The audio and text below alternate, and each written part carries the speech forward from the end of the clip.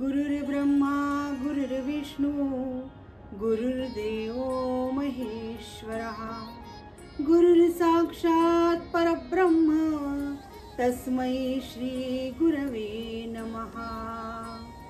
श्री स्वामी समर्थ महाराज की जय।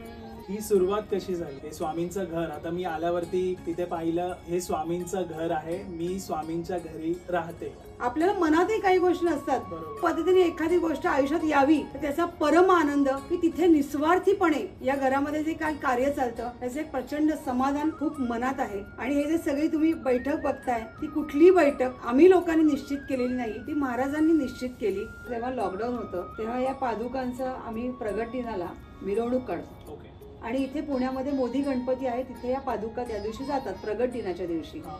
आपण असं काय चुकलं की महाराज तयार होत नाहीत, मग आम्ही आणखी कोणाला तरी दिलं तेही तीच कंडिशन व्हायची की तामण हालायचं। मग चुकलो काय आपण? तर आम्ही गणपती बाप्पा मोरया म्हणायचं चुकलो। म्हणजे गणपती बाप्पाचं जे पहिलं नामस्मरण आहे ह्याची नितांत गरज आहे। हे आम्ही महाराजांनी पण आम्हाला जाणीव करून दिली की मी देवांचाही देव आहे पण पहिला गणपती बाप्पा आहे आणि तो विसरायचा नाही। पादुका असणं जे आपल्या दत्त संप्रदायात अत्यंत महत्वाचे आहे तर त्या असाव्यात असं त्यांनी सांगितलं।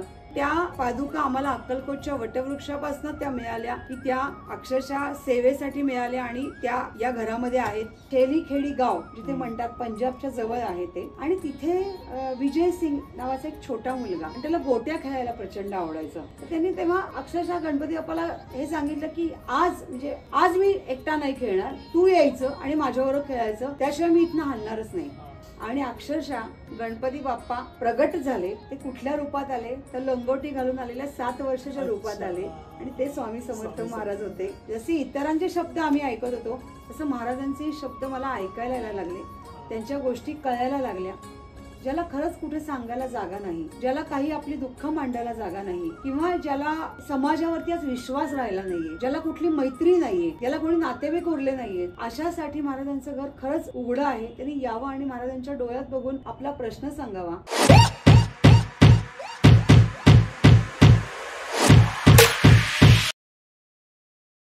नमस्कार मित्रांनो, स्वागत आहे तुमचं अजून एका नवीन पॉडकास्ट मध्ये। तर आज तुम्ही बघू शकता की मी स्वामींच्या घरी आहे आणि आपल्या सोबत आहेत भावेताई। नमस्कार ताई। श्री स्वामी समर्थ महाराज की जय। श्री स्वामी समर्थ।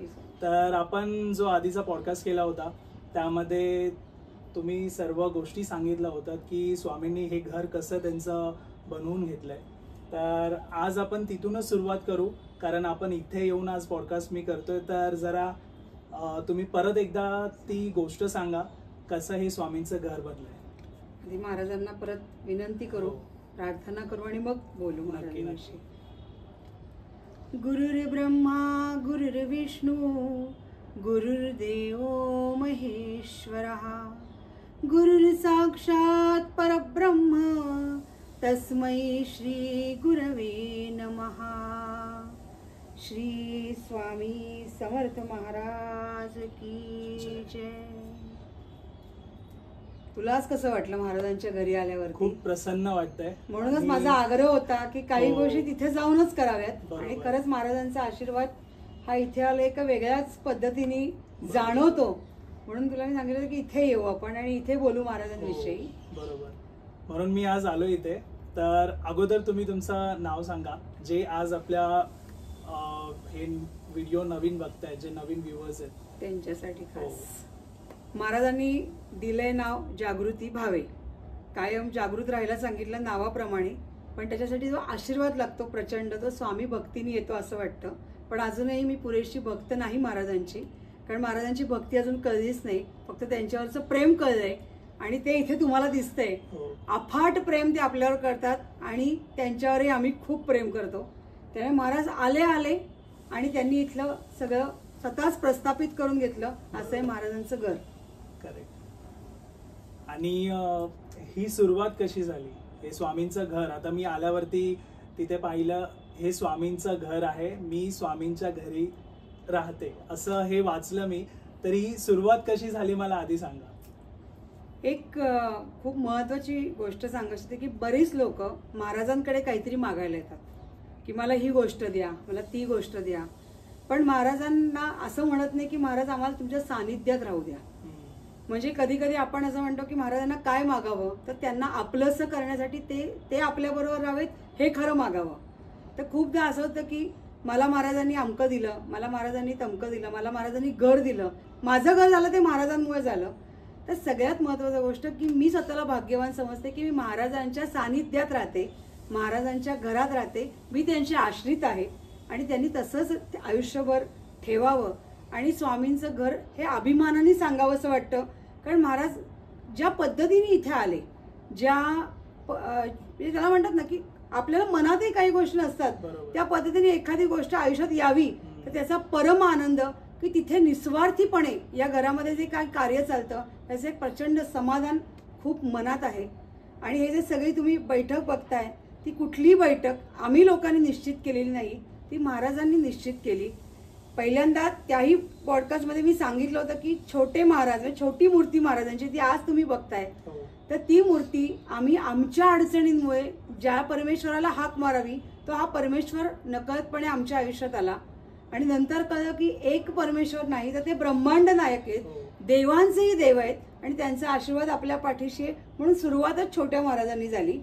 आणि ते आल्यानंतर खरं कळायला लागलं की खरंच अशी व्यक्ती, असा गुरु, आणि ज्याला कदाचित आपण म्हणू की ते बोलत नसतील, म्हणजे शब्दशः व्यक्ती म्हणून हालचाल दिसत नसेल, पण जी प्रचंड शक्ती त्यांच्यामध्ये आहे आणि त्यांच्या लीलांचा जो आघात महिमा आहे, तर तो ते आल्यावरच लक्षात यायला लागला की ते खरंच माणसाचं आयुष्य किती मोठ्या प्रमाणात बदलतात.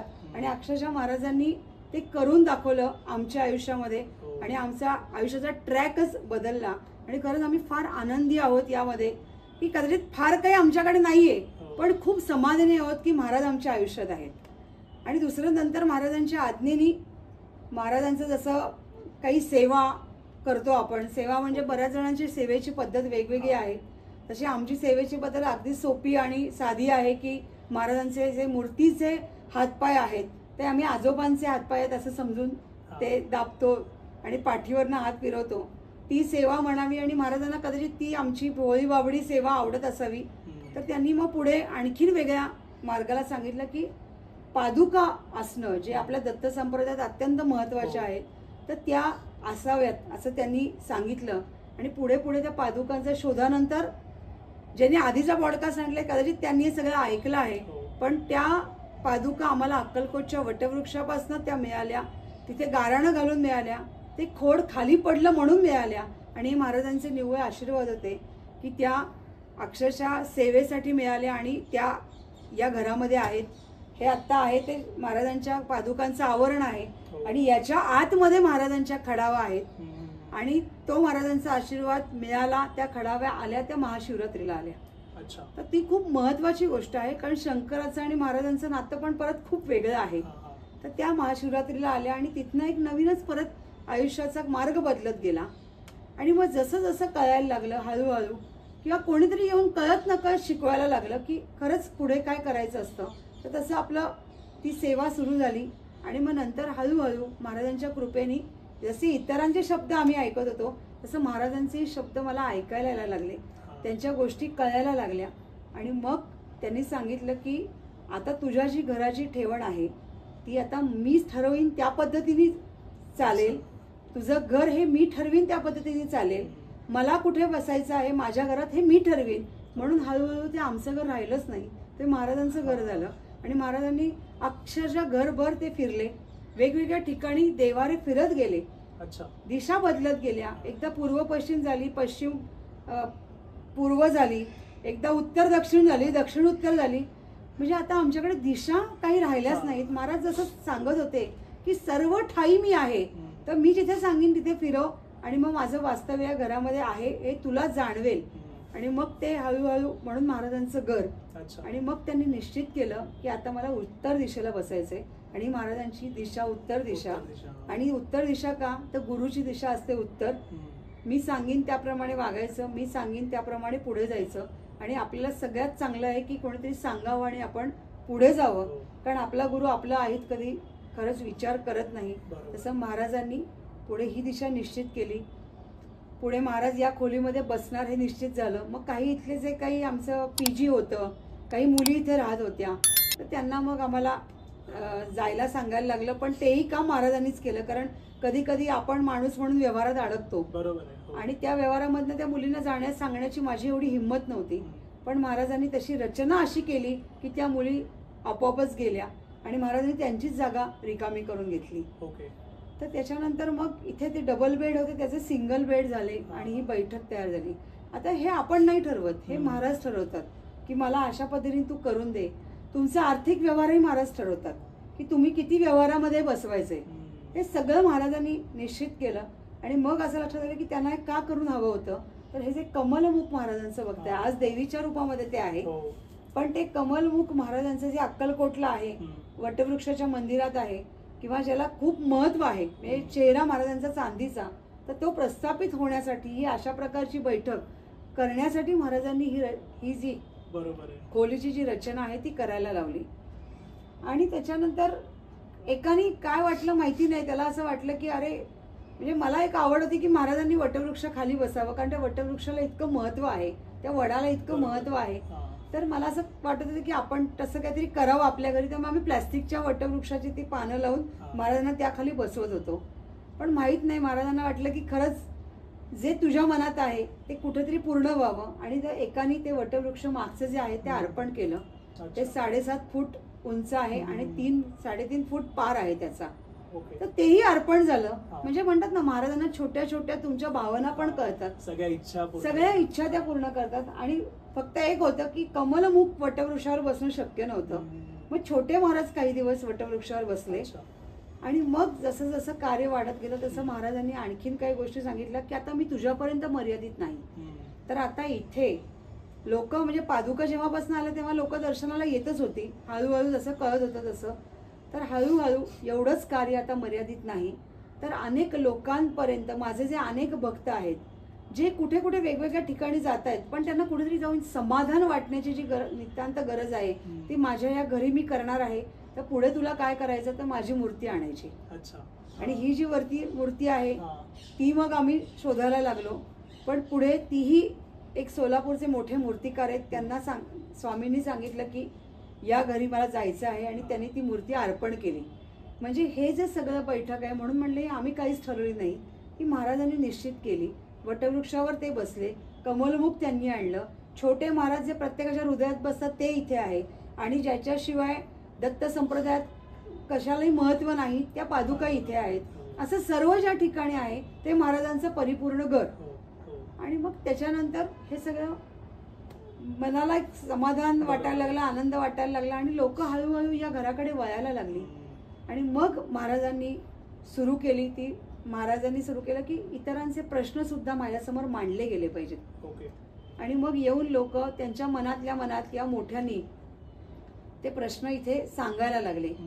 आणि मग ते जेव्हा प्रश्न सांगायचे तेव्हा कळत नकळत मी पटकन काहीतरी बोलून जायची, उत्तर दिलं जायचं. पण ते मला कळत नव्हतं की मी हे उत्तर दिलं किंवा माझ्या डोक्यातनं आलंय का काय. पण ते महाराज काहीतरी संकेत द्यायचे आणि ते बोलल्या जायचं. आणि बोलल्या गेल्यानंतर काही काळानंतर ते त्याचं काम जेव्हा पूर्ण झालं, तो म्हणायचा की हे माझं काम झालंय पूर्ण. ते काय म्हणलं, महाराजांनी ती दिशा दाखवली, ती पूर्ण झाली. आणि मग तो जो परम आनंद होता त्या एकातनं ओळखीत, दुसऱ्यातनं ओळखीत, तिसऱ्यातनं ओळखीत अशी लोक वाढत गेली. आणि मग काही काळानंतर महाराज सांगितलं की तो उभं राहून माझी उत्तर देऊ नकोस, तर तू एका खुर्चीवर बस, ज्याला ह्याच्या सर्व ह्याच्या अध्यात्मात गादी वगैरे असं म्हणलं जातं. म्हणजे मला असं वाटतं ती परिपूर्णता अजून माझ्यात नाहीये. पण त्या ठिकाणी त्यांनी मला बसायला सांगितलं. आणि हळूहळू मग प्रश्नाची रांग वाढली. ती 10, 12, 20 असं करत करत तिथं 100वर गेली. म्हणजे 100 जणांना आम्ही तो नंबर देतो. आणि याच्याकरता ते जे आहे फक्त ते गुरुवारच असल्यामुळे थोडी गर्दी होते, पण महाराजांची दुसऱ्या वाराची आज्ञा नसल्यामुळे फक्त गुरुवारीच हे कार्य होतं. 5 ते 9 आपण पूर्वी सांगितलं आहे की दर्शनाची वेळ होते. आता प्रश्नांची जी वेळ आहे तर जवळजवळ 1:30 ते 2 वाजता दुपारी याची रांग लागते. मग 2:30 ते 3 मध्ये आम्ही त्यांना नंबर देतो महाराजांनी सांगितल्याप्रमाणे. 5ला महाराजांच्या दर्शनाला सुरुवात होते, 5:30ला महाराजांची आरती होते, जी कधी काळी 7ला व्हायची. ती आता या गर्दीमुळे 5:30च महाराज आरती करून घेतात. आणि त्याच्यानंतर या प्रश्नाला सुरुवात होते. आणि अशा पद्धतीने ते कार्य सुरू झालं. आणि मन सगळ्यात माणूस येतो ते मन मोकळं करण्यासाठी येते. तो सगळ्यात जास्त लक्षात आलं बरोबर आहे. की त्याला सांगायला जागा नाहीये कुठे, किंवा त्याच्या दुःखाची कोणी चेष्टा तर करत नाहीये ना. त्याचं दुःख त्या कोणाला कळतंय, त्या महाराजांना नक्कीच कळतंय. तर जेव्हा ते प्रश्न घेऊन समोर बसतात, अक्षरशः आल्या आल्या अनेक लोक रडतात. त्यांना कळत नाही की आपण काय विचारावं, कारण समोर ब्रह्मांड नायक बसलाय, त्याला काय विचारणार. मग त्यांना हळूहळू जरा थोड्या वेळाने नॉर्मलला येतात आणि मग आपला प्रश्न ते महाराजांसमोर मांडतात, त्यांच्याशी बोलतात.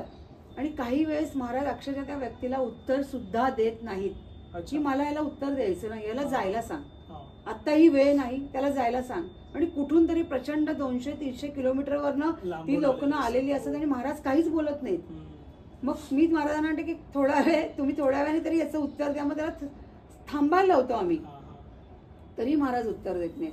म्हणजे योग्य वेळ ती आलेली नसते उत्तराची. आणि महाराज मग फक्त मी महाराज सांगते की बाबा आता तर काय महाराज सांगत नाहीत, आता एकच काम करायचंय, तू महाराजांना सांगितलं तर महाराजांचे चरण तुला सोडायचे नाहीत. सातत्याने त्यांना सांगायचं की महाराज मला याचं उत्तर द्या, महाराज माझं याचं उत्तर द्या. आणि काही काळाने तुला आपोआपच तो मार्ग महाराज दाखवतील. महाराज कुठल्याही भक्ताला असा अर्धवट काहीतरी करून सोडत नाहीत, ते त्याला मार्ग दाखवतात. म्हणजे दाखवतात, फक्त ती वेळ हा त्यातला महत्वाचा भाग आहे. आणि खरंच ती वेळ यावी. आता त्या वेळेची आपल्याला किंमत राहत नाही. असं जर पटकन चुटकी मागून काही मिळत असेल तर त्याची किंमत खरंच राहणार नाही. पण काही काहींचे प्रश्न अतिशय गंभीर असतात, आजारपण असतं, किंवा आयुष्याच्या एखाद्या विचित्र टप्प्याला ते जाऊन पोचलेले असतात की तिथे आपल्याला पण त्यांचं ऐकताना माझं एक व्यक्ती म्हणून खूप मन हळवं झालेलं असतं. पण महाराज शेवटी कधी कधी महाराज त्या परिस्थितीत सुद्धा त्याला शिव्या घालायला लावतात की त्याला सांग, तो नालायक आहे, तो अंक आहे, तो तमक आहे. मी माझी मर्यादा ठेवून काय बोलायचं ते बोलते, पण यांच्या जे ओघ आहे तो थांबत नाही. ते त्या प्रकारेच त्या ओघातच ते कार्य करत असतात. म्हणजे बरेच जण आजकालच्या याच्यामध्ये आजकालची क्रेज आहे की सिगरेट, दारू, आजकाल आपल्याकडे फॅशन झाली आहे त्या सगळ्या गोष्टीची. तर बरेच जण इथे त्या डोळ्यातनं साधारण माणूस म्हणून कळत असतं की याला काय सवयी आहेत. पण जेव्हा तो येतो की नाही मला यातली काही सवय नाही, स्पष्ट खोटं सांगतो की मला यातली काय सवय नाही, तर महाराज अक्षरशः सांगतात किती 1000 रुपयाची दारू पितो तेवढं विचार त्याला. तर मागच्या असंच एक जण आले होते, तर महाराजांनी सांगितलं तू दर महिना 5000 रुपयाची दारू पितोस, हे काय लावलंस तू. म्हणजे इथपर्यंत महाराज ती रक्कांट्याची बायको म्हणली हो.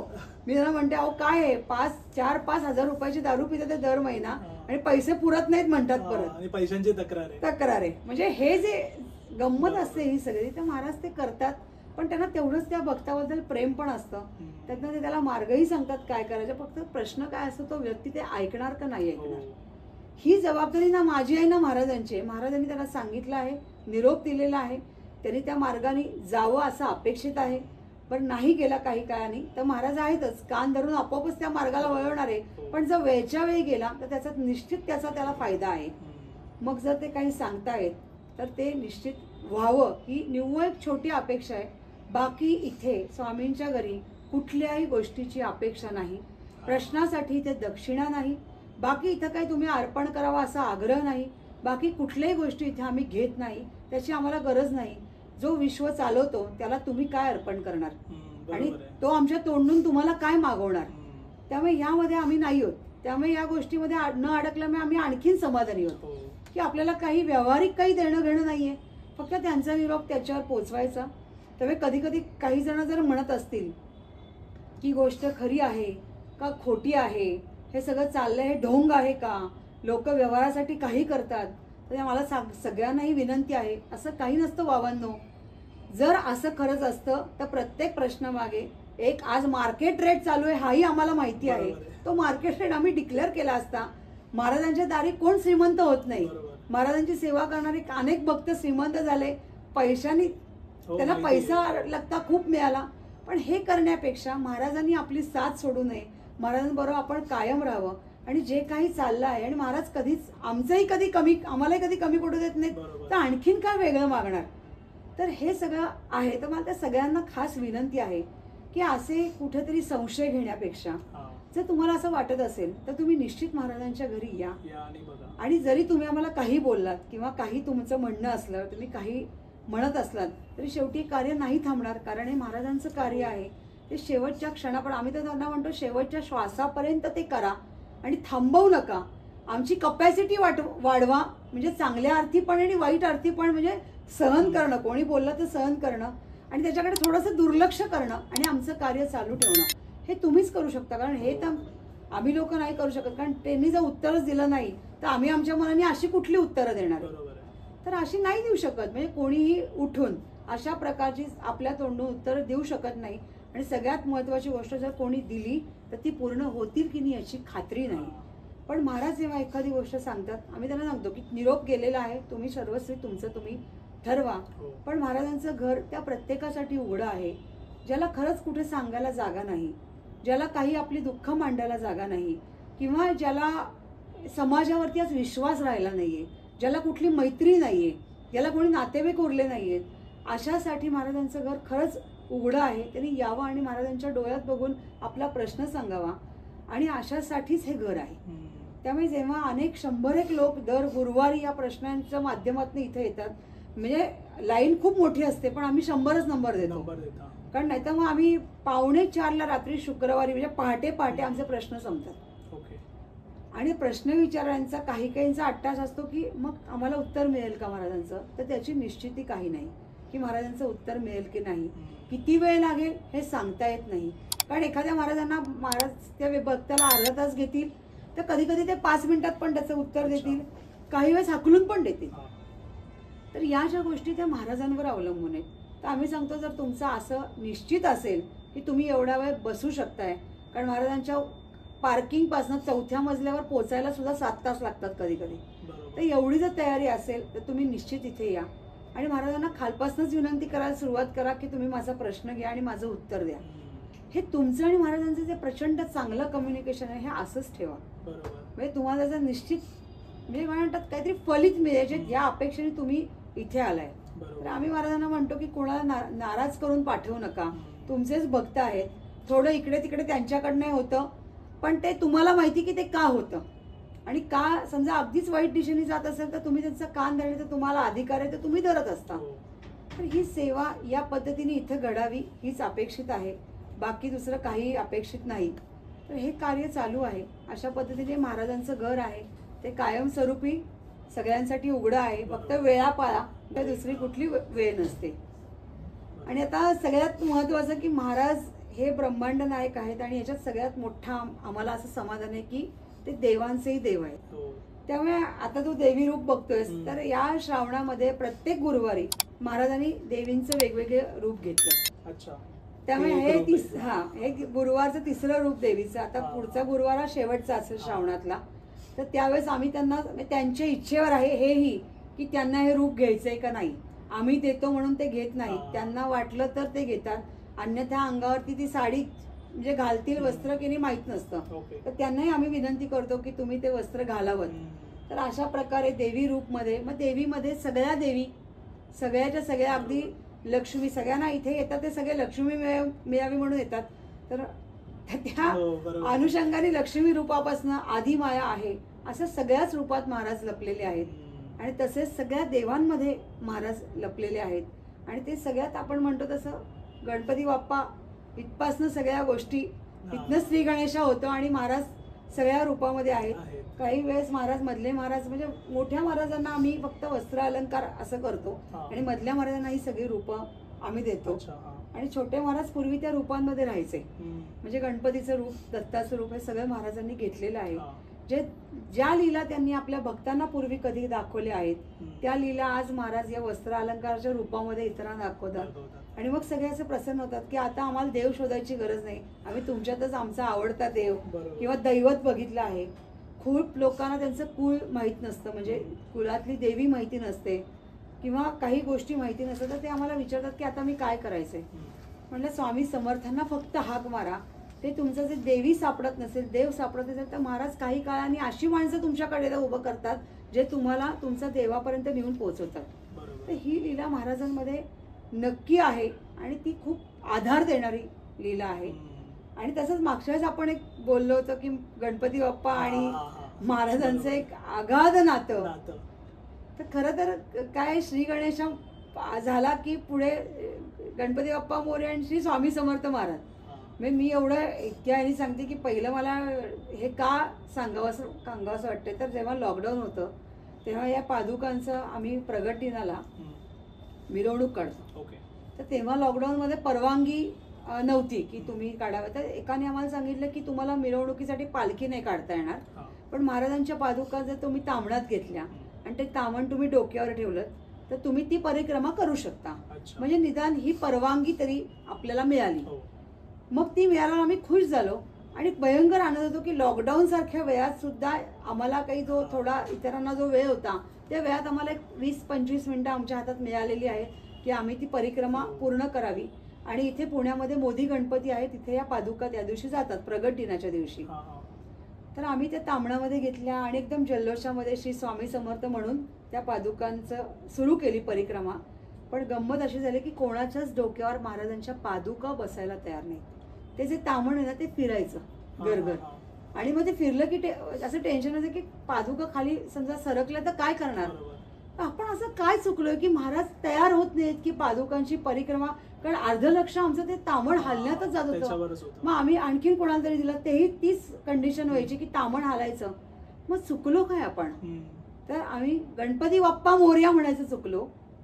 गणपती बाप्पा मोरया म्हणल्याशिवाय कुठली सुरुवात होत नाही. त्यांच्याच वडिलांनी शंकरांनी दिला त्यांना आशीर्वाद आहे की कुठल्याही कार्याची सुरुवात ही तुझ्यापासून होणार आहे आणि बघ पुढचं कार्य होणार आहे. आणि आम्ही माफी मागितली गणपती बाप्पाची आणि गणपती बाप्पा मोरया म्हणलो आणि मग ती पादुका स्थिर झाल्या आणि त्या पादुकांची परिक्रमा पूर्ण झाली. मोदी गणपतीला गेली, आरती झाली, सगळं झालं आणि पादुका परत आल्या. म्हणजे गणपती बाप्पाचं जे पहिलं नामस्मरण आहे ह्याची नितांत गरज आहे. हे आम्ही महाराजांनी पण आम्हाला जाणीव करून दिली की मी देवांचाही देव आहे पण पहिला गणपती बाप्पा आहे आणि तो विसरायचा नाही. आणि तो का नाही विसरायचा तर त्याच्यातही त्यांनी आणखीन जाणीव करून दिली की जेव्हा आपण अक्कलकोटमध्ये जातो, अक्कलकोटमध्ये राजेराय मठ आहे, तर तिथे पण गणपती बाप्पा असा वरती लावलेला आहे. तर तिथे पण महाराज नमस्कार करून पुढे जायचे. आणि राजवाड्यामध्ये एक गणपती लावलेला आहे आणि तिथे काय म्हणतोस माझा गण्या असं म्हणून ते आत जायचे. तर गणपती बाप्पाचं आणि त्यांचे हे आशय, तर असंही एक नातं आहे अक्षरशः की ते गणपती बाप्पाला त्यांना आठवण केल्याशिवाय पुढे सरकत नव्हते. तर मग आपण का विसरावं गणपती बाप्पाला. आणि सगळ्यात महत्वाची गोष्ट की ज्या प्रगट दिनासाठी आमचा हट्टाच होता की गणपती बाप्पापर्यंत आपल्या पादुका महाराजांच्या न्याव्या, तर तेही प्रगट दिनाची पण महाराजांची गणपती बाप्पाचीच खरं पहिली कथा आहे. तर आपण सगळेजण प्रगट दिन म्हणजे कर्दळी मनात महाराज आले आणि मग ही सगळी ती कथा ऐकतो. पण ही एक गोष्ट झाली महाराजांची, ती लीला झाली. पण महाराजांची पहिली लीला जी खरं ही सगळी स्वामी सुतांना लिंक करणारी लीला आहे. आणि ही सगळी कुठे लक्षात आली जेव्हा स्वामी सुधांनी नाना रेखी यांच्या हातातून महाराजांची पत्रिका रचली. तेव्हा खरे महाराज कधी आले ह्याचा जेव्हा अभ्यास सुरू झाला तेव्हा लक्षात आलं की गणपती बाप्पा आणि महाराजांचं नातं आहे. तेव्हा हे सगळं सुरू झालं. तर तेव्हा खरं तर म्हणजे जिथे छेली खेडी गाव जिथे म्हणतात पंजाबच्या जवळ आहे ते, ती एक हद्द आहे. हरियाणा आणि पंजाबच्या मधली ती हद्द आहे. आणि तिथे विजय सिंग नावाचा एक छोटा मुलगा 7-8 वर्षाचा मुलगा असेल आणि त्याला गोट्या खेळायला प्रचंड आवडायचं. म्हणजे या काळातले स्वामीसूत म्हणूया आपण त्यांना. तर ते तिथे गोट्या खेळायचे आणि त्यांना बाकीचे मित्र अजिबात आवडायचे नाही. तर त्यांना त्यांच्या गावामधलं एक वडाच्या झाडाखाली असलेलं एक गणपतीचं मंदिर आवडायचं छोटंसं. आणि त्यांना असं वाटायचं की हा गणपती बाप्पा माझ्याशी खेळतो. आणि मग ते आपलाही डाव, जसं आपण म्हणतो ना आपला डाव आपण खेळतो आणि समोरच्याचा डाव आपण खेळतो जेव्हा आपण एकटे असतो, तसं त्यांचं सुरुवात झालं की गोटीचा एक डाव ते खेळणार आणि समोरचा गणपती बाप्पाचा डावही तेच खेळणार. पण काही दिवसांनी त्यांना कंटाळा आला. त्यांना कळायला लागलं ना की काही खेळ तरी मीच जिंकतोय, मग त्या जिंकण्याला काय मजा आहे. तर त्यांनी तेव्हा अक्षरशः गणपती बाप्पाला हे सांगितलं की आज मी एकटा नाही खेळणार, तू यायचं आणि माझ्याबरोबर खेळायचं, त्याशिवाय मी इथनं हलणारच नाही. हा जो हट्ट होता त्यांचा, तर ते हालायलाच तयार नाहीत. रात्र झाली, हे झालं, घरचे लोक नाही गणपती बाप्पाने माझ्याबरोबर खेळायचं तरच मी खेळणार. आणि अक्षरशः गणपती बाप्पा प्रगट झाले. ते कुठल्या रूपात आले तर लंगोटी घालून आलेल्या 7 वर्षाच्या रूपात आले आणि ते स्वामी समर्थ महाराज होते. आणि ते गणपतीच्या वरनं प्रगट झाले आणि त्यांनी सांगितलं की ठीक आहे आता मी तुझ्याबरोबर खेळणार आहे, मीच तुझा गणपती बाप्पा आहे. आणि मग तिथे खेळायला सुरुवात झाली आणि मग तिथे स्वामी समर्थ महाराज जिंकले जेव्हा ते त्यांच्याबरोबर खेळत होते. पण यांना खूप आनंद झाला की गणपती बाप्पा जिंकला. त्यांना फक्त त्यांच्याशी खेळण्यामध्ये आनंद होता. आणि हे जे सगळं होतं तर तेव्हापासनं त्या क्षणी जे आले, प्रगट झाले, 7 वर्षाच्या रूपात ज्यांनी दर्शन दिलं ते आपले श्री स्वामी समर्थ महाराज. आणि गणपतींच्या तिथून ते प्रगट झाले, त्या मंदिरातनं ते प्रगट झाले, म्हणून स्वामींचं आणि गणपतीचं एक वेगळंच नातं. आणि मग अशा तर महाराजांच्या आघात प्रचंड लीला आहेत, प्रचंड गोष्टी आहेत. गणपती बाप्पाशी निगडीत तर अनेक गोष्टी आहेत, पण ही खास गोष्ट आणि ही लक्षात आली ती स्वामी सुतांनी नाना रेखींना जी पत्रिका करायला सांगितली तिथून त्यांच्या जन्माची तारीख, साल निश्चित झालं. आणि मग 729 वर्षानंतर महाराजांनी समाधी घेतली. हा काळ तेव्हा निश्चित झाला. म्हणजे हा जो काळ आला तो कुठून आला तर ह्याच्यामुळे आला. तर ही सगळी महाराजांच्या लीलांची कथा आहे आणि म्हणून गणपती बाप्पा हा खूप महत्वाचा आहे. आणि आपल्याही घरात तशीच एक लीला आहे गणपती बाप्पा आणि महाराजांची. तुझ्या मागे गणपती बाप्पा जो दिसतो आहे तर हे एका लाकडातनं गणपती आहे. तो 2003 साली आपल्या घरी आला. म्हणजे आता जवळजवळ त्याला कितीतरी वर्ष होऊन गेली. आणि तो आला कसा तर एक लाकूड काम करणारा माणूस. कशा सगळ्या गोष्टी या एकमेकांना जोडलेल्या असतात. तर लाकूड काम करणाऱ्या एका माणसाने ती तयार केलेली एक लाकडातनं ही मूर्ती आहे. ही नीट आता त्याला वस्त्र अलंकार आहेत, पण बघितलं तर ते गणपती बाप्पा उभेत का बसलेले ते कोणाला कळत नाही. गणपती बाप्पाचे डोळे बंद आहेत का उघडेत ते कळत नाही. इतकी आघात लिहिलं आहे. तर काही जणांनी म्हणले की नाही हे काहीच कळत नाही, तर तुम्ही ती गणपती बाप्पाची हे ठेवून द्या कुठेतरी नेऊन.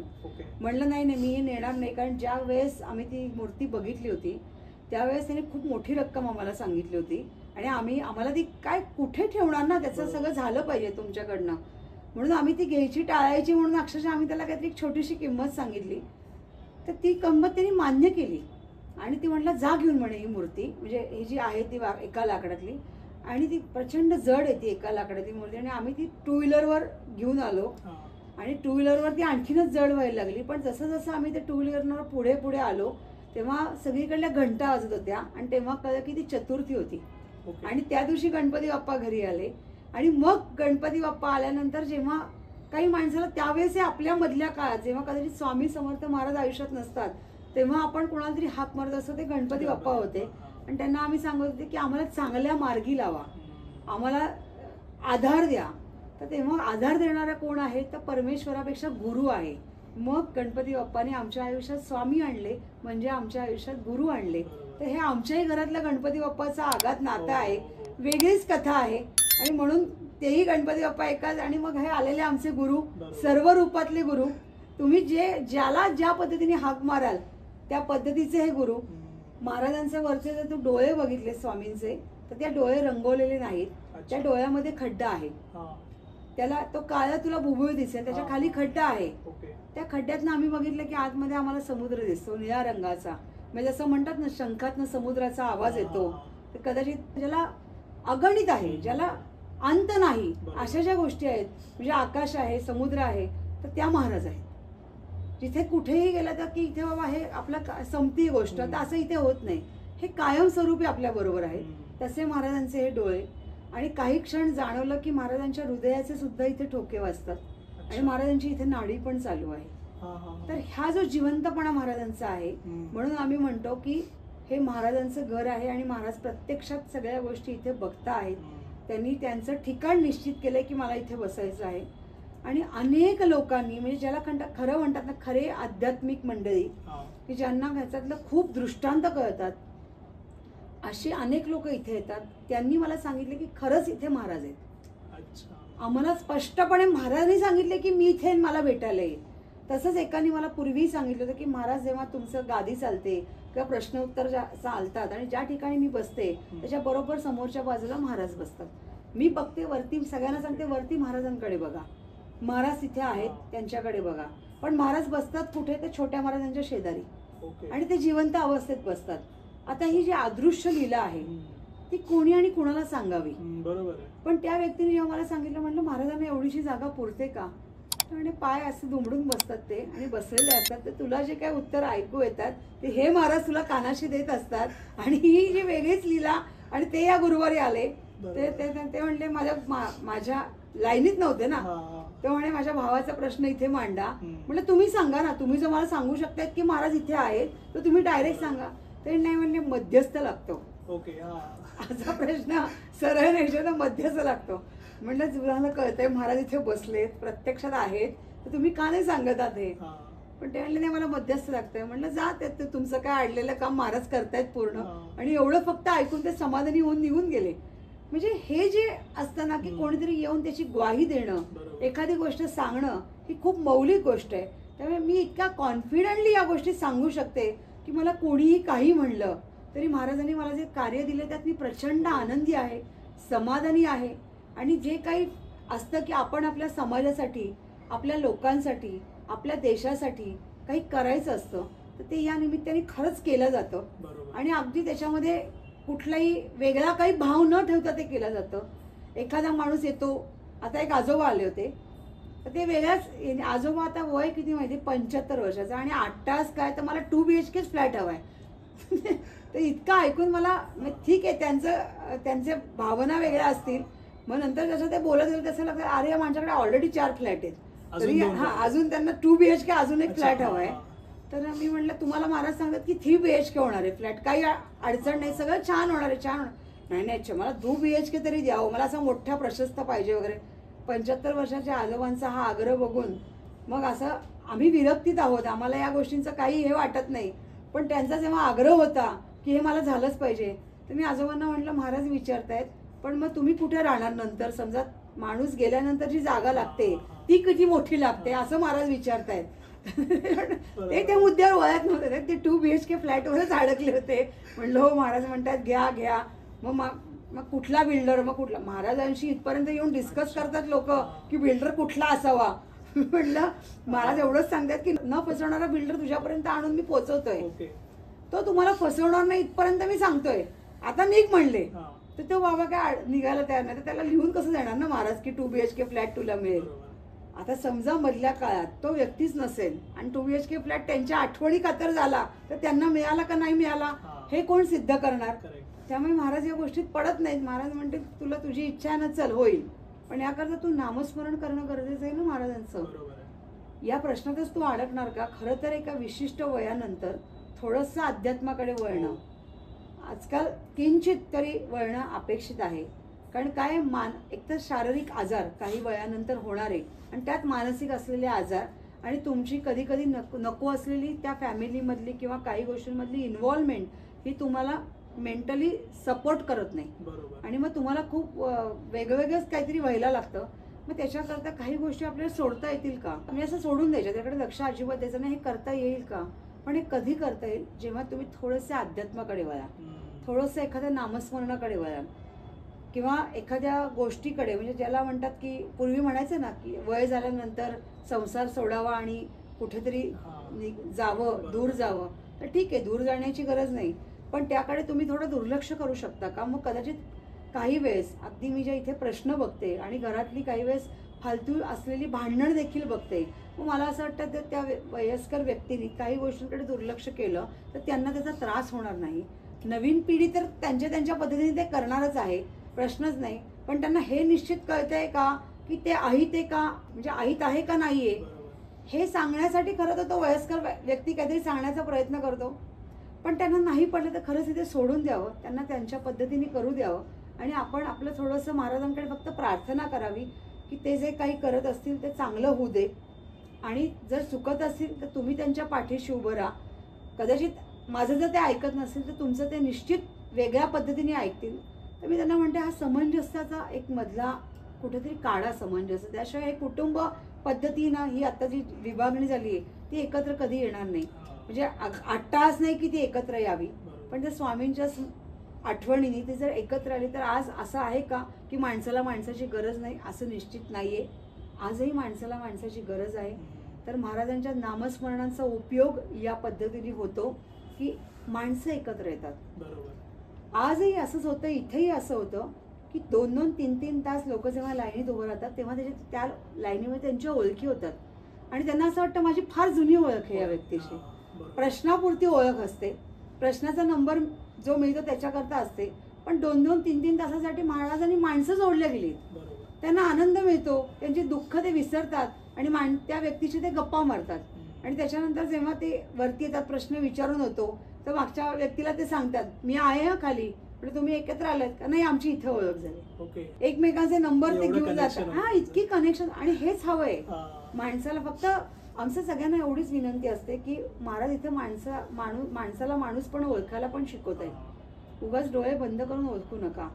तुम्हाला तो मागचा माणूस किंवा पुढचा माणूस हा तुम्हाला तुमच्या काही माहितीतनं किंवा एखाद्या, आम्ही त्यांना सांगतो इथे कोणी कोणाला माहिती द्यायची नाही, तर माहितीतनं फसवतोय का, पुढे जाऊन भविष्यामध्ये एखादी घटना होऊ शकते का, याकरता मर्यादित काही गोष्टी ठेवा. जेवढी मैत्री झाली तेवढा आनंद आहे, निश्चितच आहे. पण फार गोष्टी आपल्या इतरांना प्रायव्हसी मधल्या सांगू नका. त्या तुमच्यापर्यंत ठेवा आणि त्या डायरेक्ट महाराजांना सांगा ना. महाराजांना सगळं कळतं. मग प्रायव्हसी म्हणजे किती असावी, तर एखाद्या मुलीवर माझं प्रेम आहे ते सुद्धा महाराजांना सांगायला येणारी व्यक्ती आम्ही बघतो. किंवा 4 मैत्रिणींचे फोटो आणून त्याच्यातली मी कुठल्या मैत्रिणीवर माझी मैत्री असावी हे विचारला सुद्धा महाराजांकडे आलेली लोक आहेत. अरे काय काय सांगणार तुला. मी त्याला गमतीत म्हणते की जी मुलगी तुला काही काळानंतर दादा म्हणणार नाही ती मुलगी तुझी खरी मैत्रीण. अरे तो काय निघून जातो. तर हे जे म्हणजे त्यांना वाटतं की कोणाला तरी आपण बोलावं, कदाचित त्या गोष्टी आई वडिलांशी बोलतात नाही म्हणजे महाराजांशी निश्चितपणे बोलू शकतात. म्हणजे अनेक जण मला सांगतात की आम्हाला माहित नसतं आमच्या मुलाचं काय आहे, पण तुम्हाला माहिती असतं की आमच्या मुलाचं काय आहे. त्यामुळे आम्हाला काही वेळेस त्याची काळजी नसते, कारण महाराज सांगतात त्याप्रमाणेच तो वागणार आहे, तो भरकटच जाणार नाही. म्हणलं हेच करायचंय की जे आता काही गोष्टी आहेत ज्या अट्रॅक्ट करतायत, ठीक आहे चांगल्या आहेत त्या अट्रॅक्ट करू दे, पण ज्या वाईट आहेत त्या अट्रॅक्ट करतायत त्यापासून एक 4 पावलं जर राहिलं तर आपल्याला जास्त कम्फर्ट झोन येतो. तर हे कोण सांगतं, ते फक्त आपला गुरु सांगू शकतो. आणि गुरु कुठे सांगतो, जेव्हा तुम्ही त्या स्वामींच्या घरातून त्यांना विचारता की असं असं आहे आणि मला त्या व्यक्तीचा आहित करण्याचा तर विषयच येत नाही, तर मला नाही महाराज त्याचं आहे तर बघा ना, करा ना पूर्ण काम, ते करून टाका. आणि त्याला जरी करोडोची प्रॉपर्टी मिळाली तरी आम्हाला त्याचा आनंदही नसतो आणि आम्हाला त्याचं दुःखही नसतं, कारण त्याच्या परे महाराजांनी टाकलंय. उलट आम्हाला ह्याचं समाधान आहे की त्यांच्या सानिध्यात राहून हे परे जाणं असतं ना, हे आम्हाला ते अनुभव देत आहेत. मी महाराजांना म्हणते कृपा करा आणि तुमची साथ आमच्यापासून कधी सोडू नका. आमच्यामध्ये कुठल्याही प्रकारचा अहंकार येऊ देऊ नका किंवा आमच्याकडून जास्त काही आगाऊपणा होऊ देऊ नका. हे कोण सांभाळणं, तर आपले स्वामीच आपल्या बाबतीत ते सांभाळू शकतायत. आणि म्हणूनच ही कृपा महाराजांच्या या घरी आहे, ती अशीच राहो ही त्यांच्या चरणी प्रार्थना आहे.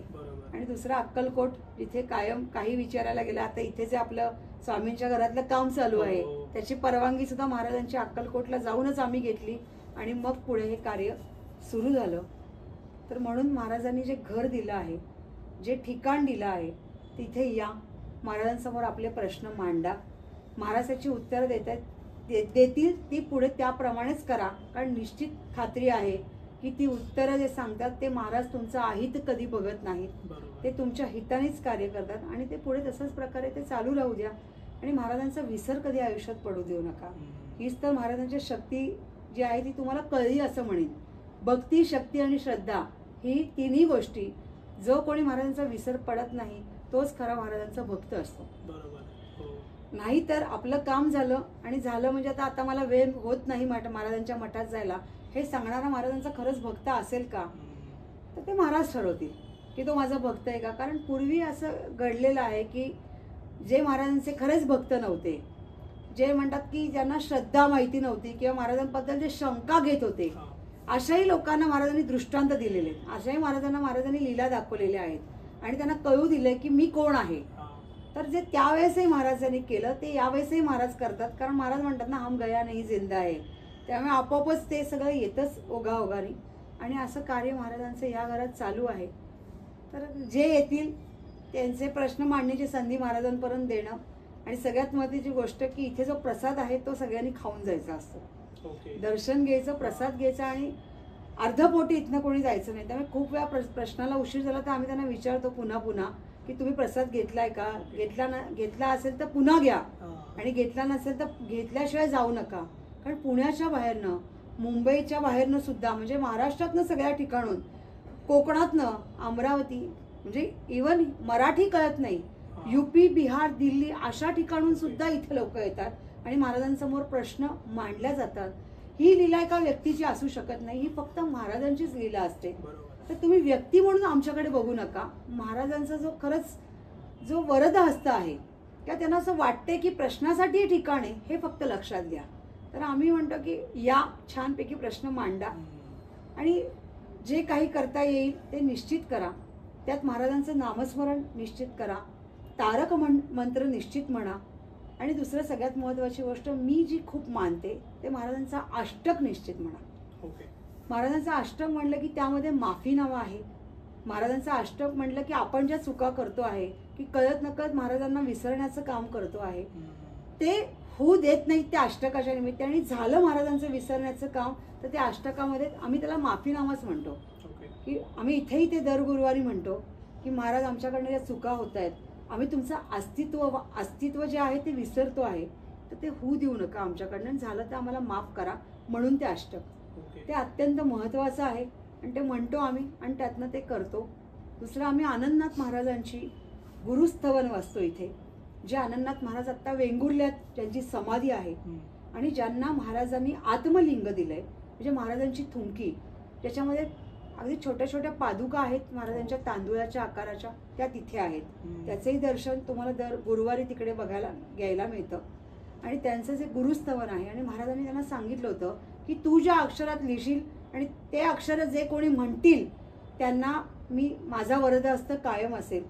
आणि ते म्हणल्यानंतर माझा जे तो माणूस जो संकटात असेल त्या संकटातनं तो बाहेर येईल. तर असं ते गुरुस्तवन ते त्याची काय आलं त्याच्या पोथ्या मिळत नाहीत. ते गुरुस्तवन फार कमी ठिकाणी मिळतं. तर आम्ही इथे जे मंडळी येतात त्यांना ते गुरुस्तवन म्हणण्यासाठी जे पोथ्या असतात त्या देतो आणि परत घेतो, कारण ते रिरोटेट झालं पाहिजे. ती पोथी तुमच्या घरीच राहण्यात, ती अगदी छोटीशी पोथी आहे पण ती शक्यतो कुठे मिळते त्याच्या मागचे जे प्रकाशक आहेत त्यांच्या तिथेच ती अवेलेबल होतीये. तर गुरुस्तवनाला खूप महत्त्व आहे आणि गुरुस्तवन हे गुगलवर किंवा असंही आपल्या युट्यूबला कुठेही ते मिळू शकतं. तर ते तुम्ही ऐकू शकता. त्याचा प्रभाव आहे तो म्हणत जा महाराजांसमोर, तो अत्यंत महत्त्वाचा आहे. आणि कधी कधी आम्ही त्यांना सांगतो महाराजांची गाणी पण म्हणत जा, जी सोप्या शब्दात असतात, जी अगदी सहजपणे तुम्हाला कळतात आणि जी हृदयाला जाऊन भिडतात. अशी जी महाराजांची गाणी असतात ती कधी कधी गाणी म्हणत जा. म्हणजे तुम्ही रिदममध्ये महाराजांना बोलवलं असा त्याचा अर्थ होतो. म्हणजे अगदी काही जण अतिशय गंभीरतेने श्री स्वामी समर्थ, श्री स्वामी समर्थ, श्री स्वामी समर्थ असं म्हणत राहतात.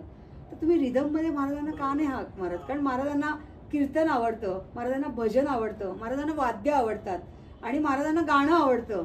आणि म्हणूनच स्वामी सुद्धा महाराजांकडे यायचे मुंबईवरनं जेव्हा महाराज असताना, तेव्हा पायात खडावा घालून महाराजांकडे नाचायचे गाणी म्हणत म्हणत. महाराज स्वामी सुतांची तर प्रचंड गाणी महाराजांवर त्यांनी काव्य लिहिलेली आहेत. तर ते म्हणत म्हणत नाचायचे त्यांच्यावर. म्हणजे महाराजांना तो रिदम आवडतो. म्हणून सगळ्यांना करताना अगदी जे म्हणता श्री स्वामी समर्थ, जय जय स्वामी समर्थ, सद्गुरु स्वामी समर्थ, जय जय स्वामी समर्थ असं म्हणावे. तुम्हाला जो फ्रेशनेस वाटेल आणि महाराजांना जी हाक मारण्याचा जो आनंद मिळेल तो या रिदममधनं निश्चित मिळेल. आणि हा रिदम कायमस्वरूपी ठेवा, म्हणत राहा. आणि महाराजांच्या ज्या ज्या ठिकाणी तुम्हाला दर्शनाला जाणं शक्य असेल त्या ठिकाणी निश्चित जा. सर्व ठिकाणी महाराज आहेत आणि जर काही अडचण असेल तर महाराजांची घरं, हे घर पुण्यातलं तुमच्यासाठी उघडं आहे. आणि मला खूप आनंद होतो जेव्हा सगळ्या महाराष्ट्रातनं किंवा वेगवेगळ्या ठिकाणून लोक जेव्हा येतात आणि त्यांच्या चेहऱ्यावरचा जो आनंद असतो इथे आल्यावर दर्शन घेतल्यावरती, तर तोच मला समाधान देणार आहे. बाकी स्वार्थ काही नाही.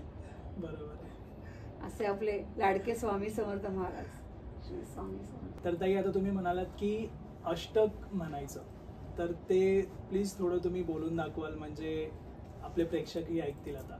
आणि पुढे जाऊन जमलं तर खास त्यांनी पण म्हणावं. हो हो हो. तर आताही आपल्याही स्वामींच्या घरी काही मंडळी आली, भक्त मंडळी, ती मग मी माझा अशी पद्धत आहे की मी एक एक ओळ सांगते आणि ते मागणं म्हणतात. म्हणजे थोडंसं त्यांना पण अर्थ कळायला थोडासा वेळ मिळतो. म्हणजे ते सगळे ते त्या ह्याच्यात रमतात आणि पुढे म्हणतात. तर आपण तसंच करूया. तुलाही जमलं तर निश्चित मागणं म्हण. नक्की नक्की. आणि आम्ही असं सगळ्यांना म्हणते की आवाजाची काळजी आपण करायची नाही. जे काही दिलाय लाऊडस्पीकर आपला तो महाराजांनी दिलाय, तर त्यांनी फक्त आपल्या भावना समजून घ्याव्यात. बाकी आवाजाचा चढ उतार तर थोडाफार होणारच आहे. तुम्ही बोला म्हणजे आम्ही आणि प्रेक्षकही बोलतील. हो. श्री स्वामी समर्थ महाराज की जय. असे पात की दीन मी स्वामी राया, असे पात की दीन मी स्वामीराया. पदी पातलो सिद्ध व्हा उद्धराया. पदी पातलो सिद्ध व्हा उद्धराया. नसे अन्यत्राता जगीया दिनाला. नसे अन्यत्राता जगीया दिनाला. समर्था तुझ्या वीण प्रार्थू कुणाला. समर्था तुझ्या वीण प्रार्थू कुणाला. मला मायना बापना आप्त बंधू. मला मायना बापना आप्तबंधू. सखा सोयरा सर्व तू दीन बंधू. सखा सोयरा सर्व तू दीनबंधू.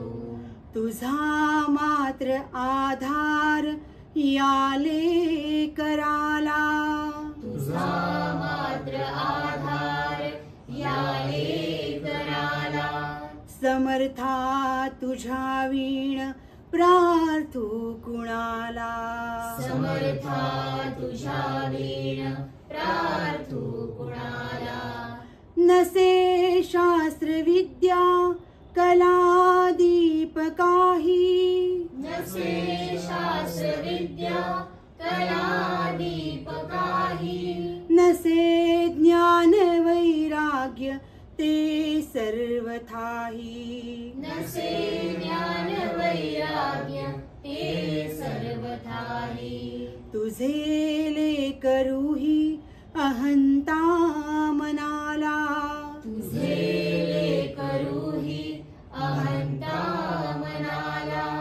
समर्था तुझ्या वीण प्रार्थू कुणाला. समर्था तुझ्या वीण प्रार्थू कुणाला. प्रपंची पुरा बद्ध झालो दयाळा. प्रपंची पुरा बद्ध झालो दयाळा. तुझा दास मीही स्मृती नामनाला. तुझा दास मीही स्मृती नामनाला. क्षमेची असे याचना तत्पदाला. क्षमेची असे याचना त्वत्पदाला. समर्था तुझ्या वीण प्रार्थू कुणाला. समर्था तुझ्या वीण प्रार्थू कुणाला. मला काम क्रोधा दिकी जागविले. मला काम क्रोधा दिकी जागविले. म्हणोनी समर्था तुला जागविले. म्हणोनी समर्था तुला जागविले. नको दूर लोटू तुझ्या सेवकाला. नको दूर लोटू तुझ्या सेवकाला. समर्था तुझ्या वीण प्रार्थू कुणाला. समर्था तुझ्या वीण प्रार्थू कुणाला. नको अंत पाहू त्वरे धाव घेई. नको अंत पाहू त्वरे धाव घेई. तुझ्या वीण नाही दुजी श्रेष्ठ आई. तुझ्या वीण नाही तुझी श्रेष्ठ आई. अनाथासी आधार तुझा दयाळा. अनाथासी आधार तुझा दयाळा. समर्था तुझ्या वीण प्रार्थू कुणाला. समर्था तुझ्या वीण प्रार्थू कुणाला. कधी गोडवाणी न येई मुखाला. कधी गोडवाणी न येई मुखाला. कधी द्रव्यना अर्पिले याचकाला कधी द्रव्यना अर्पिले याचकाला कधी मूर्ती तुझी नये लोचनाला कधी मूर्ती तुझी नये लोचनाला समर्था तुझ्या वीण प्रार्थू कुणाला समर्था तुझ्या वीण प्रार्थू कुणाला मला येवढी घाल भिक्षा समर्था मला एवढी घाल भिक्षा समर्था मुखी नित्य गावी तुझी गुण गाथा मुखी नित्य गावी तुझी गुण गाथा घडोपाद सेवा तुझ्या किंकराला घडोपाद सेवा तुझ्या किंकराला समर्था तुझ्या वीण प्रार्थू कुणाला समर्था तुझ्या वीण प्रार्थू कुणाला समर्था तुझ्या वीण प्रार्थू कुणाला समर्था तुझ्या वीण प्रार्थू कुणाला श्री स्वामी समर्थ महाराज की जय. अनंत कोटी ब्रह्मांड नायक राजाधिराज योगीराज अक्कलकोट निवासी आमच्या घरी निवासी जगद्गुरु श्री स्वामी समर्थ महाराज की जय श्री स्वामी समर्थ महाराज की जय. खूप छान पॉझिटिव्हिटी आणि व्हायब्रेशन्स वेगळेच होते. म्हणूनच आग्रह असतो महाराजांच्या घरी येण्याचा, हो. तर पॉडकास्ट इथे घेण्याचा. बाकी येऊन आम्ही तिथेही बोलू शकतो, बरोबर. पण शेवटी त्यांना पण ऐकायला मिळतं की आपण काय बोलतोय. हा. आणि काही चुकत असेल तर ते निश्चित सांगतात. आणि त्यांचं प्रेम आपल्यावर खरंच असं राहो, तुझ्यावरही राहो. बरोबर. आणि तुझंही चॅनल खूप उच्च लेवलला जाओ. आणि मी आल्यावरती जेव्हा महाराजांना पाहिलं तर असं बघितल्यानंतर असं वाटतंय की ते काहीतरी बोलतायत. हो. म्हणजे त्यांचा आपण चेहरा पाहतोय, असं वाटतंय काहीतरी ते बोलतायत. ते खूप काही हा. बोलत असतात. म्हणजे आता बघ, आम्हालाच कळतं असं नाही, सगळ्यांना हा. कुणालाही ही गोष्ट कळू शकते की बरोबर. त्यांना काहीतरी तुम्हाला सांगायचंय. हा. फक्त त्यांचे कधी कधी जे शब्द आहेत म्हणजे पण इतकं पण लोक नीट बघत नाहीत त्यांच्याकडे. खरं तर इतके असं त्यांचे ओढ बघ, तुला उघडलेले दिसतील, हा. डोळे असे मोठे दिसतील. आणि आजोबा म्हणजे खरंच आजोबा बरोबर आहे, दिसतात, हो. अगदी आजोबांसारखे. आणि तसं आम्ही असं म्हणतो की आमच्याकडे 3 पिढ्या आहेत आजोबांच्या. हा. म्हणजे ज्यांनी 8 वर्षाच्या रूपात प्रगट झाले ते आमचे छोटे आजोबा हा. स्वामी समर्थ महाराज. ज्यांना खरं तर महाराजांना कधी कोणी असं तरुण वयात बघितलेलं नाहीये. खरं तर महाराज सगळ्यांना दिसले ते एकदम आजोबा या रूपातच दिसलेत. पण त्यातल्या त्यात आम्ही 50-55चं अंतर इकडे मानतोय हो. कमलमुखामध्ये, की जी आई रूपामध्ये आहे. तर ते हे आहे. आणि आपले 729 वर्षाचे आजोबा, म्हणजे माझ्याकडे जे प्रश्न घेऊन येतात ना, 80-90 वर्षाचे आजोबा, तुम्ही खूपच तरुण आहात. हा. आमचे आजोबा 729 वर्षाचे आहेत. बरोबर. तर ते हे आजोबा. पण खरंच त्यांची कृपा ही अनंत आहे. आणि त्यांच्यावर केवढं प्रेम करावं तेवढं कमी आहे. आणि त्यांचं प्रेम हे आपल्यावर खरंच राहो हीच त्यांच्या चरणी प्रार्थना आहे. बरोबर आहे. मी पण स्वतःला भाग्यवान समजतो की आज त्यांनी मला इथे येण्याची परवानगी दिली. आणि खूप वेळ बसवलं तुला त्यांच्याकडे बघायला, त्यांनी भाग पाडलं. बरोबर आहे. नुसतं यायचं आणि म्हणून मी बोलायचं इथे बसून तेच बघत होतो त्यांना. की जोपर्यंत तुझी वेळ येत नव्हती हा. बोलायची तोपर्यंत तुला बोलू देत नव्हते. बरोबर तर आहे. कधी कधी तू एखाद्या व्यक्तीला पॉडकास्टसाठी बोलवतोस आणि तुम्ही निश्चित करता वेळ ही तुमच्या स्टुडिओची वेळ असते. हो. आणि इथे महाराजांच्या घराची वेळ निश्चित असते की ते बरोबर. कधी बोलायला लावतात आपल्याला. हो. आणि ही ती लीला आहे महाराजांची. असो या लीलामध्ये पण आम्ही आनंदी आहोत. बरोबर. असं सगळं घडो ही त्यांच्या चरणी प्रार्थना. धन्यवाद ताई. खूप छान वाटला आजचा पॉडकास्ट झाला. आणि तुम्ही पण प्लीज लाईक, शेअर आणि चॅनलला सबस्क्राईब नक्की करा. आणि महाराजांची दर्शनाची जी वेळ आहे ती मी डिस्क्रिप्शनमध्ये मेन्शन केली आहे. त्यासकट आधीचा पण जो पॉडकास्ट झाला होता त्यामध्ये डिटेलमध्ये ताईंनी महाराजांचं घराचं जे डिटेल म्हणजे कसं महाराजांनी ते बनवून घेतलंय त्या व्हिडिओमध्ये पण सविस्तरपणे त्यांनी सांगितलं होतं. तो पण व्हिडिओ नक्की चेक करा एकदा. आणि तुम्हाला व्हिडिओ आवडला असेल तर लाईक, शेअर आणि चॅनलला सबस्क्राईब नक्की करा. धन्यवाद. श्री स्वामी समर्थ महाराज की जय.